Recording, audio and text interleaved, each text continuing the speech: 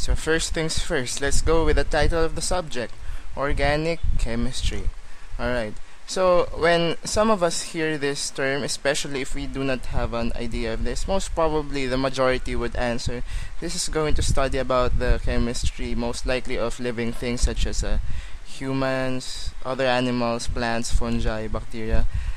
Although this is not the case because as we will realize, organic chemistry, actually, when we define it in the most basic way, is the study of organic, meaning we will study about compounds known as organic compounds.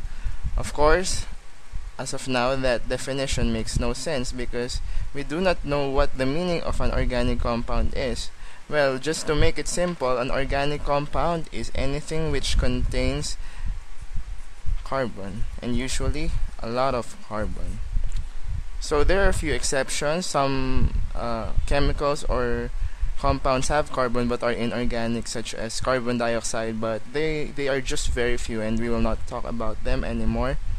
So when we study organic chemistry, we study about this. Actually, we have some non-living things which are organic. For example, we have plastics and other polymers. We have well, paper and wood are technically organic or kind of from living systems since they came from plants anyway.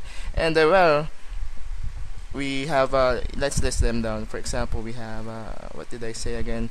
We have plastics. We have polymers, other polymers. We have paper, and the most important would be drugs or active pharmaceutical ingredients. Actually, majority of the drugs we take now, the generic names we see on the drugs, are actually organic in nature, meaning they have a lot of carbon.